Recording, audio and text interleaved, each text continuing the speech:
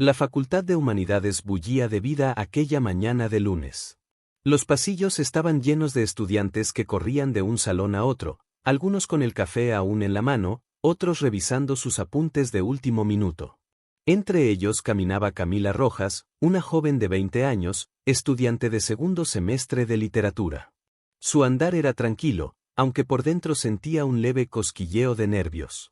Esa mañana tenía la clase que más la intimidaba, Teoría Literaria 2, dictada por el profesor Eduardo Santamaría.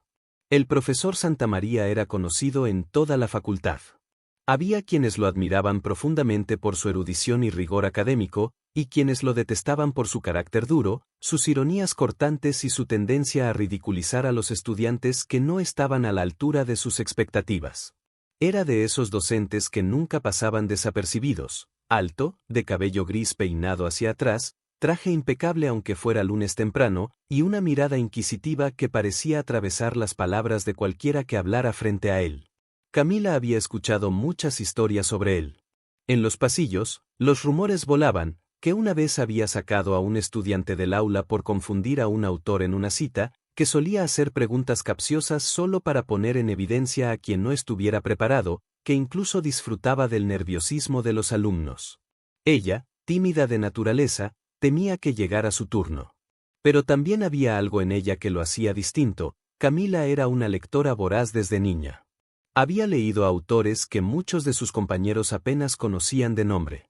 Amaba la literatura con una pasión silenciosa, casi íntima. No le gustaba presumirlo, prefería guardar sus reflexiones en un cuaderno de tapas negras donde escribía notas, interpretaciones y hasta fragmentos de ensayos que nunca mostraba. Aunque tenía la preparación, no soportaba ser el centro de atención en público. Aquella mañana, al entrar al aula, buscó su lugar habitual en la tercera fila, junto a la ventana. Era un salón amplio, con pupitres de madera alineados en hileras y una pizarra verde que dominaba el frente. Poco a poco, los estudiantes fueron entrando, algunos charlando animadamente, otros todavía con cara de sueño. A los pocos minutos, la puerta se abrió con fuerza, y el murmullo cesó de inmediato. El profesor Santamaría entró con paso firme, un maletín de cuero en una mano y una carpeta llena de papeles en la otra. Sin mirar a nadie, se dirigió al escritorio, dejó sus cosas y se giró hacia la clase. «Buenos días», dijo, con una voz grave y clara. Nadie se atrevió a responder. El silencio era costumbre en sus clases, los saludos parecían fuera de lugar. Santamaría lo notó y esbozó una media sonrisa, como si disfrutara de esa tensión. Hoy hablaremos de uno de los pilares de la teoría literaria contemporánea, Roland Barthes. Espero que hayan leído los textos asignados, añadió, con un énfasis que sonaba a advertencia. Camila abrió su cuaderno y sacó el libro que había estudiado durante el fin de semana, La muerte del autor. Lo había subrayado, anotado, releído. Era un texto complejo, pero lo había disfrutado enormemente.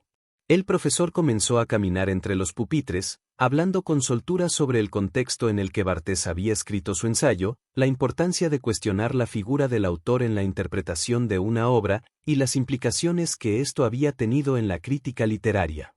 Mientras hablaba, lanzaba miradas rápidas a los estudiantes, como cazando a su próxima víctima para una pregunta. Y entonces, se detuvo frente a Camila. «Usted», dijo, señalándola con un gesto brusco. El corazón de Camila dio un salto. Sintió que la sangre le subía al rostro y que las miradas de toda la clase se clavaban en ella. Tragó saliva. «Señorita Rojas, ¿verdad?» «Sí, profesor», respondió en voz baja. «Explíqueme, según Barthes, qué significa exactamente la muerte del autor. Y por favor, no me recite lo que leyó en Wikipedia, que ya estoy cansado de estudiantes que creen que copiar definiciones es pensar». Un murmullo recorrió el aula. Algunos miraban con pena a Camila, otros con expectación morbosa, esperando verla titubear. Camila respiró hondo. Tenía la respuesta en la punta de la lengua, pero los nervios la paralizaban. Miró su cuaderno, buscó valor y comenzó a hablar. Barthes plantea que la interpretación de un texto no debe depender de las intenciones o biografía del autor, sino de la lectura que cada persona hace. Es decir, que una vez que un texto está escrito, deja de pertenecer al autor y pasa a ser del lector. El profesor Santamaría arqueó una ceja. Ajá. ¿Eso es todo lo que entendió? Camila se mordió el labio. Sabía mucho más, pero la presión la hacía sentir que cada palabra debía ser perfecta. También cuestiona la idea de que haya una única interpretación válida. Para él, la riqueza de un texto está en la pluralidad de sentidos que los lectores pueden darle, añadió, con voz temblorosa. El profesor hizo una pausa dramática. Luego rió con una risa breve, seca, que sonó más a burla que a aprobación. Interesante, dijo, con tono sarcástico. O sea, lo mismo que cualquier estudiante de primer semestre repite sin profundizar. ¿Me está diciendo que pasó el fin de semana leyendo y eso fue lo único que rescató? Las palabras cayeron como un golpe. Camila sintió un nudo en la garganta. Varios compañeros bajaron la mirada, incómodos, mientras otros apenas pudieron disimular una sonrisa nerviosa. La señorita Rojas, continuó Santamaría, alzando la voz para que todos lo oyeran, acaba de darnos un ejemplo de lo superficial que puede sonar un estudiante cuando no logra ir más allá de lo evidente. Recuerden, jóvenes, la universidad no es un colegio. Aquí se piensa, no se repite. El aula quedó en silencio. Camila sintió que el suelo se abría bajo sus pies. El calor le subía al rostro y deseaba que la tierra la tragara. No era justo, ella sabía que podía profundizar más, que había entendido el texto con detalle, pero la forma en que el profesor la había expuesto la dejó sin capacidad de defenderse. Guardó silencio, bajó la mirada y se concentró en su cuaderno, mientras sus dedos temblaban. El profesor, satisfecho con el efecto, regresó al frente del salón y retomó su explicación como si nada hubiera pasado. Pero dentro de Camila algo se encendió. No era rabia, sino una mezcla de orgullo herido y deseo de demostrar su verdadero valor. Sabía que no podía dejarlo así. Los minutos siguientes transcurrieron lentamente, con el profesor explicando ejemplos de cómo la crítica literaria había evolucionado tras el ensayo de Barthes. Camila apenas escuchaba. Su mente trabajaba a toda velocidad, repasando mentalmente los fragmentos. El murmullo de sorpresa recorrió la clase. El profesor Santamaría la miró con una mezcla de sorpresa y diversión. ¿La señorita Rojas quiere redimirse?, dijo, con ironía. Adelante, la escuchamos. Camila tomó aire, apretó su cuaderno con fuerza y se obligó a levantar la mirada. Su voz, al principio temblorosa, comenzó a adquirir firmeza mientras hablaba. Yo creo que Barthes no dice que todo vale. Él no elimina la crítica académica, sino que la transforma. El especialista ya no busca la intención del autor, sino las múltiples posibilidades de lectura en un texto. La crítica se convierte en un espacio de diálogo con los lectores, no en un dictamen definitivo. Algunos estudiantes la miraron con atención. Camila continuó, cada vez más segura. Y si lo relacionamos con Derrida, por ejemplo, podríamos hablar de cómo el significado nunca está cerrado, siempre está en movimiento. El rol del crítico no es clausurar ese sentido, sino abrirlo, mostrar sus pliegues. El profesor frunció el ceño. La sonrisa burlona se le borró poco a poco del rostro. Camila, al notar el cambio, sintió una fuerza nueva en su interior. En otras palabras, concluyó, la muerte del autor no es la muerte del análisis, sino el nacimiento de una lectura más libre y más profunda. El silencio fue absoluto. Nadie se atrevió a respirar. El profesor Santamaría la miró fijamente. Su boca se abrió para decir algo, pero ninguna palabra salió. Por primera vez, parecía haberse quedado sin respuesta inmediata. Camila lo miró de frente, con el corazón latiendo con fuerza, pero con la certeza de que, esta vez, había dicho lo que realmente pensaba. El ambiente en el aula era eléctrico, como si todos esperaran el desenlace de un duelo inesperado. Y en ese instante, el timbre que anunciaba el final de la clase sonó, salvando a todos de la tensión acumulada. Los estudiantes comenzaron a recoger sus cosas en silencio, murmurando entre ellos. Camila cerró su cuaderno con cuidado, aún con las manos temblorosas, pero con una leve sonrisa en el rostro. Había pasado de la humillación al desafío. El profesor Santamaría, aún de pie frente al aula, la miró con una expresión indescifrable. Ni aprobaba ni reprobaba, simplemente parecía sorprendido. Camila se levantó, guardó sus libros en la mochila y, antes de salir, se permitió un último pensamiento. Esto apenas comienza. Un silencio incómodo. El murmullo de los estudiantes llenaba los pasillos de la facultad, pero en un rincón del tercer piso, el ambiente era distinto. La clase de Teoría Literaria 2 había terminado hacía apenas unos minutos, y sin embargo, el eco de lo ocurrido aún vibraba en las mentes de todos los presentes. Camila caminaba despacio hacia la salida, con la mochila colgada al hombro, mientras varios de sus compañeros la observaban en silencio. Algunos murmuraban entre sí, otros simplemente la miraban con una mezcla de respeto y sorpresa. No era común que alguien enfrentara al profesor Santamaría y saliera bien librado. Y menos aún que lo dejara sin palabras. Camila trataba de ignorar las miradas, pero su corazón seguía latiendo con fuerza. Sentía la adrenalina aún corriendo por sus venas. ¿De verdad había dicho todo aquello frente a él? ¿Había sido ella quien sostuvo esa mirada desafiante hasta el final? Una parte de sí misma estaba orgullosa, pero otra temía las consecuencias. Conocía la fama del profesor, no olvidaba ni perdonaba fácilmente. Mientras bajaba las escaleras rumbo al patio central, escuchó como dos compañeros hablaban detrás de ella. ¿Viste la cara que puso el profe?, dijo uno, casi riendo. Parecía que se había tragado un limón, respondió el otro. Camila apretó el paso. No quería escuchar más.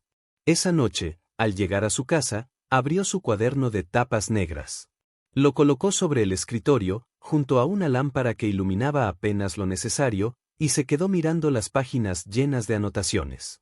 Había frases subrayadas, esquemas de ideas, reflexiones que había escrito con entusiasmo durante el fin de semana.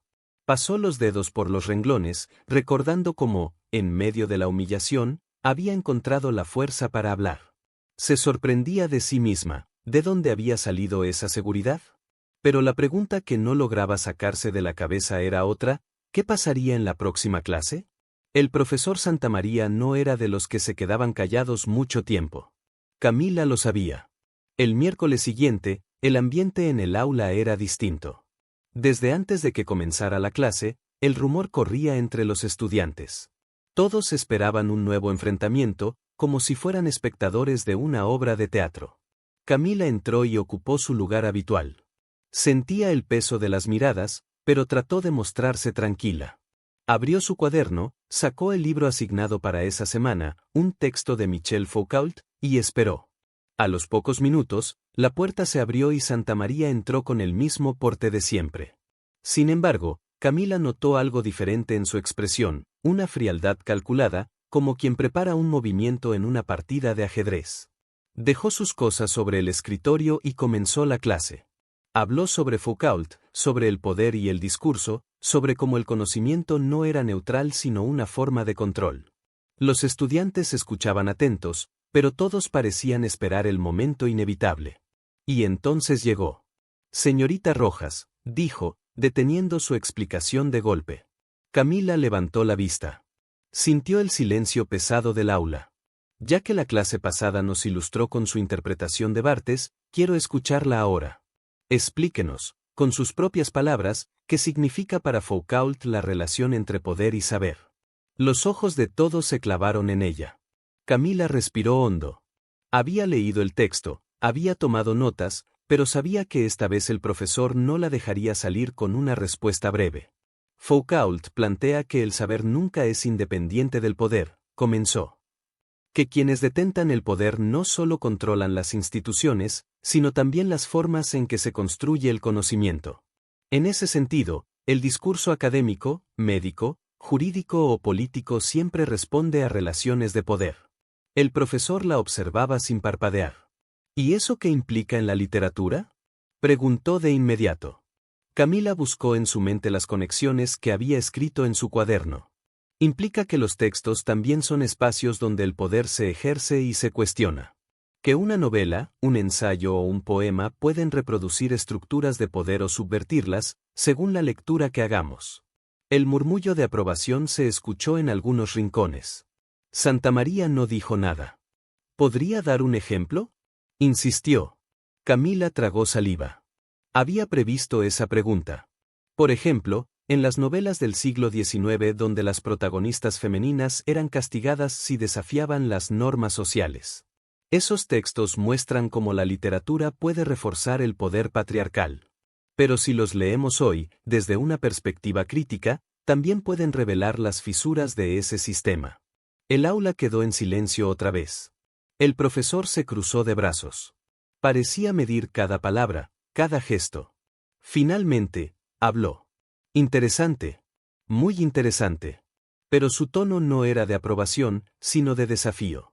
Veremos si mantiene ese nivel en su ensayo final, añadió, con una media sonrisa que no auguraba nada bueno. Camila bajó la mirada. Sabía que aquello era apenas el comienzo. En los días siguientes, lo ocurrido se convirtió en tema de conversación en toda la facultad. Algunos estudiantes se le acercaban para felicitarla, otros para advertirle que tuviera cuidado. Interesante. Muy interesante. Pero su tono no era de aprobación, sino de desafío. Veremos si mantiene ese nivel en su ensayo final, añadió, con una media sonrisa que no auguraba nada bueno. Camila bajó la mirada. Sabía que aquello era apenas el comienzo. En los días siguientes, lo ocurrido se convirtió en tema de conversación en toda la facultad. Algunos estudiantes se le acercaban para felicitarla, otros para advertirle que tuviera cuidado. La exposición. El murmullo en el aula se apagó poco a poco, como si alguien hubiera bajado un interruptor invisible. Camila respiró hondo. Tenía el cuaderno abierto sobre el atril, pero sabía que no podía depender únicamente de lo escrito. No se trataba solo de leer, sino de demostrar que sus ideas estaban vivas, que podían sostenerse en voz alta y frente al escrutinio del profesor Santamaría. Hoy quiero hablarles de Rosario Castellanos, comenzó, con voz firme. Una autora que, aunque no figura en el programa de esta materia, me parece fundamental para entender cómo la literatura puede ser un espacio de resistencia frente al poder. Algunos estudiantes levantaron las cejas, sorprendidos por la elección. Castellanos no era un nombre habitual en esas clases, la mayoría esperaba que alguien mencionara autores europeos, más cercanos a la tradición académica que Santamaría solía valorar. Castellanos, continuó Camila, nos habla de la opresión de género y de clase en un contexto específico, el México de mediados del siglo XX. Pero lo que me interesa destacar es cómo su obra dialoga con la teoría de Foucault.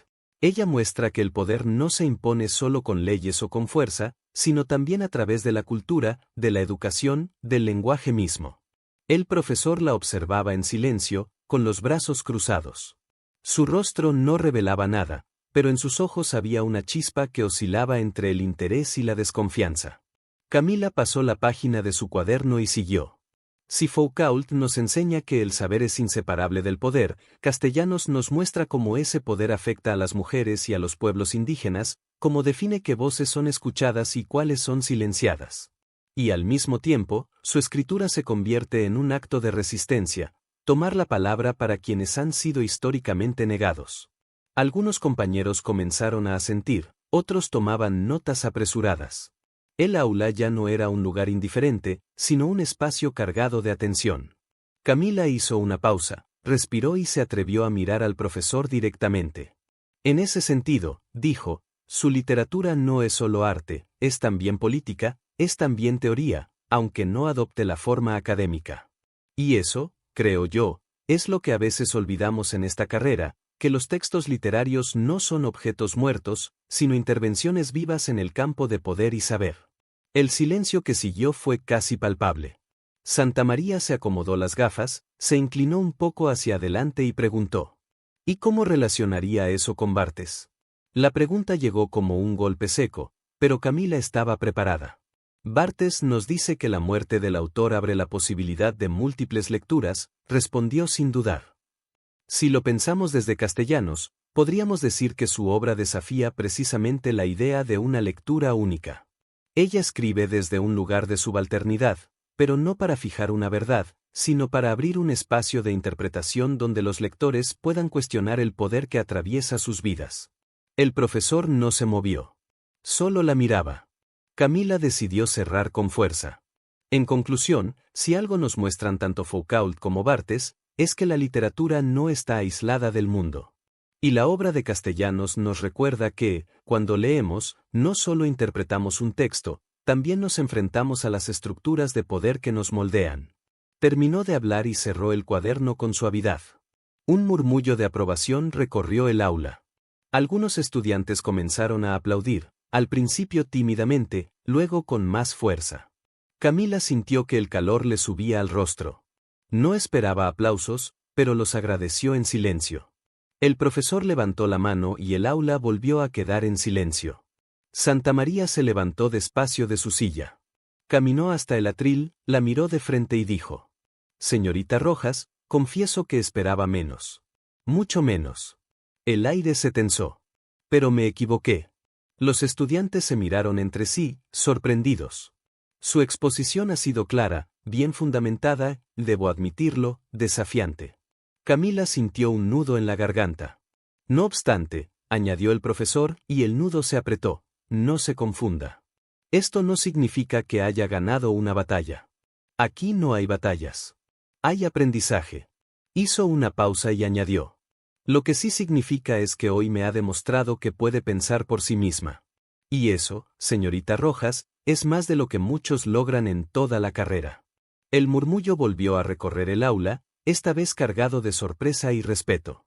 Santa María dio un paso atrás, regresó a su escritorio y concluyó: «Puede sentarse». Camila regresó a su asiento con las manos temblorosas. Apenas podía creer lo que acababa de escuchar. Por primera vez, sentía que el profesor no la había atacado, sino reconocido. En las semanas siguientes, la relación entre ellos cambió. El profesor ya no la ponía a prueba de forma hostil, sino que la integraba a las discusiones con genuino interés.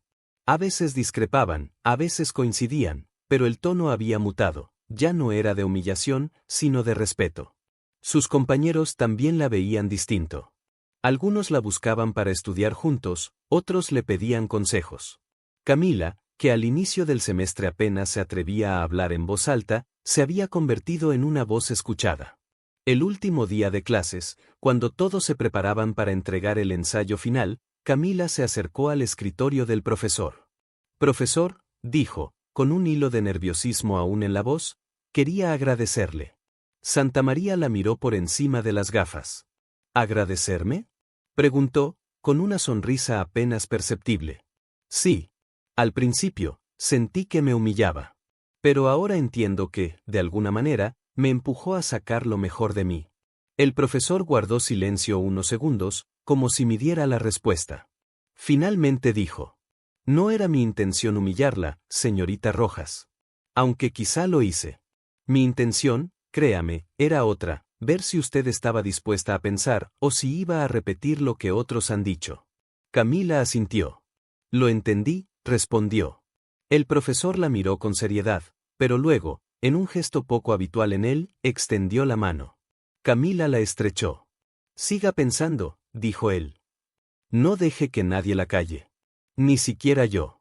Cuando salió del aula por última vez ese semestre, Camila respiró profundamente. El cielo estaba despejado, y el sol iluminaba los pasillos de la universidad con una calidez inesperada. Pensó en aquel primer día, en la vergüenza de ser señalada, en la risa de algunos compañeros. Y luego pensó en el silencio respetuoso que había seguido a su exposición, en el reconocimiento del profesor, en la sensación de haber transformado algo dentro de sí. Sonrió. Había comenzado el semestre como una estudiante insegura, y lo terminaba como alguien que había encontrado su voz. Y aunque sabía que vendrían nuevos retos, estaba segura de una cosa: nadie volvería a hacerla sentir menos en un aula.